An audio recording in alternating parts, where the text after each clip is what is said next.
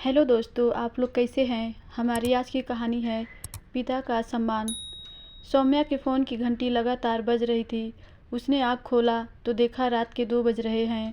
Phone पर उसके मायके की नौकरानी जमुना काकी का नंबर फ्लैश हो रहा था। फ़ोन उठाया तो देखा 17 मिस कॉल। उसने घबराहट में तुरंत फ़ोन लगाया। फ़ोन जमुना काकी के बेटे रमेश ने उठाया तो सौम्या ने कहा, रमेश, काकी फ़ोन कर रही थी। क्या हुआ, कोई बात है क्या? माँ पापा सब ठीक तो हैं? वो दीदी, दरअसल बात ये है कि ज़मीन विवाद के चक्कर में आज आपके पापा और गांव का वो दबंग लड़का रोशन ने बाबूजी को बहुत मारा है। उनका हाथ टूट गया, सिर पर गहरी चोट भी आई है। क्या क्या कह रहा है तू? लेकिन झगड़ा क्यों हुआ? सौम्या ने गुस्से और दर्द भरी आवाज़ में पूछा। दीदी, आपकी वो नहर वाली ज़मीन को लेकर झगड़ा किया। उसने बोला, ये ज़मीन छोड़ दो या मुझे बेच दो। आखिर तुम रख कर करोगे क्या इतनी ज़मीन? कौन सा तुम्हारा बेटा है जो ज़मीन और पैसा बचा कर रखना चाहते हो? तुम्हारे मरने के बाद तो ये वैसे भी तुम्हारे पटीदार ही लेंगे। जब बाबूजी ने मना किया तो उसने लाठी डंडे लात घूंसे से बहुत पिटाई की। उनकी किसी की हिम्मत नहीं हुई उन्हें बचाने की। साथ ही साथ उसने धमकी दी, अगर कोई शिकायत दर्ज कराई तो वो पूरे ख़ानदान को नामी निशान मिटा देगा। लेकिन ये सब हुआ कब? सुबह तो मेरी वीडियो कॉल पर बात हुई, तब सब ठीक था। दीदी, दोपहर की घटना है ये। बाबूजी ने तो आपको बताने से मना किया था, लेकिन माँ और मुझसे रहा नहीं गया। आज बाबूजी बहुत रो रहे थे। उनके आंसू देख सबका रोना आ रहा था। जितना मुँह उतनी बातें हो रही थी। कोई कहता कि बेटा होता तो आज रोशन की हिम्मत ना होती ज़मीन पर नज़रें डालने की, तो कोई कहता कि अरे उससे कौन दुश्मनी मोल लेगा, किसको अपनी जान प्यारी नहीं। सौम्या की आंखों से झरझर आंसू गिरने लगे। उसने फ़ोन काट दिया। उसके रोने की आवाज़ सुनकर बगल में सोए उसके पति अमन ने कहा, सौम्या, किसका फ़ोन था? क्या हुआ, बताओ तो सही। सौम्या ने रोते हुए सारी बात बताई तो अमन ने कहा, तुम रोना बंद करो, मैं अपने कुछ परिचय दोस्तों से बात करता हूँ। वो कल बाबूजी के साथ जाकर पुलिस कंप्लेन कर देंगे। रोते हुए सौम्या ने कहा, एक बात पूछूं, बुरा तो नहीं मानोगे अमन? नहीं, पूछो, क्या पूछना है?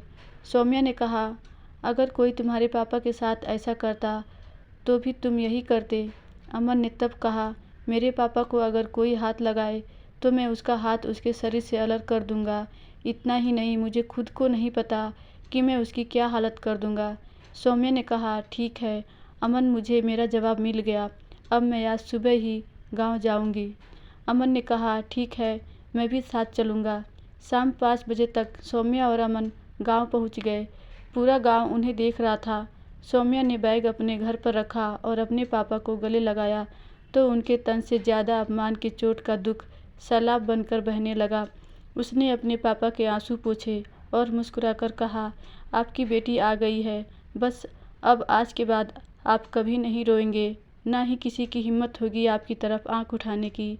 सौम्या के पापा ने कहा, बेटी तू अकेली है, कहाँ जा रही है? रुक जा बेटा, मैं दामाद जी को क्या जवाब दूंगा? सौम्या ने जाते हुए कहा, आपको किसी को कोई जवाब देना नहीं होगा, आप बस मेरा इंतज़ार कीजिए। सौम्या रोशन के दरवाजे पर पहुंची, जहां गांव के पुरुषों का जमावड़ा लगा हुआ था। उसके बीच बैठा रोशन ठहाके लगा रहा था। बगल में उसके पिता मूंछों पर ताव फेरते सिगार का मजा ले रहे थे कि तभी सौम्या ने उसके बीच जाकर लगातार रोशन को एक साथ कई तमाचे जड़ दिए। अचानक पड़े थप्पड़ से वो ज़मीन पर गिर गया और वहां बैठे सभी आदमी सन्न खड़े हो देखने लगे। कॉलर पकड़कर रोशन को सौम्या ने ज़मीन से उठाकर आंखों में आंखें डालकर कहा, ये थप्पड़ मैं चाहती तो तेरे सामने तेरे बाप को भी मार सकती थी, लेकिन तब तेरी और मेरी परवरिश में कोई फ़र्क नहीं रह जाता। तेरी हिम्मत कैसे हुई मेरे पापा पर हाथ उठाने की?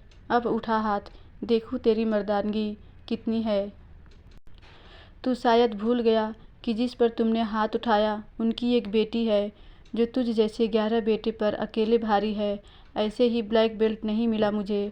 और अगर डॉक्टर सौम्या किसी की जान बचाना जानती है तो वक्त आने पर किसी की जान ले भी सकती है। चल उठा लाठी, देखूं तेरी लाठी और तुझमें कितनी ताकत है। माहौल में एकदम सन्नाटा छा गया था, क्योंकि किसी को भी उम्मीद नहीं थी कि सौम्या इस तरह का कदम उठाएगी। तमाशबीन बनी भीड़ में आज खुशी थी।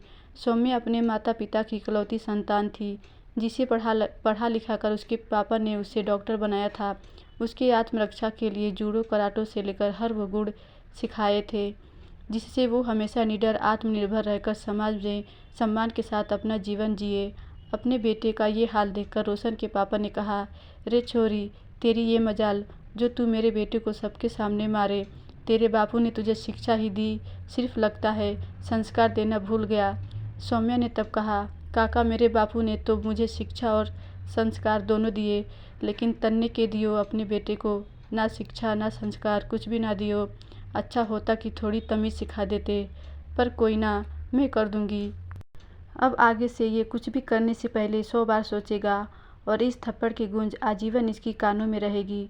रोशन ने हाथ उठाने की जैसे ही कोशिश की कि वहाँ अमन भी पुलिस के साथ आ चुका था, क्योंकि वहाँ का डीएम उसका मित्र था। उसने कहा, हमें तो बड़े दिन से तलाश थी, लेकिन कोई गवाही ही देने को तैयार नहीं था।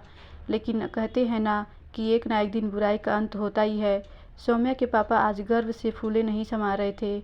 अमन ने उनको गले लगाकर कहा, बाबूजी, आप अकेले नहीं, आपकी ये धाकड़ बेटी ऐसे कई बेटों पर भारी है।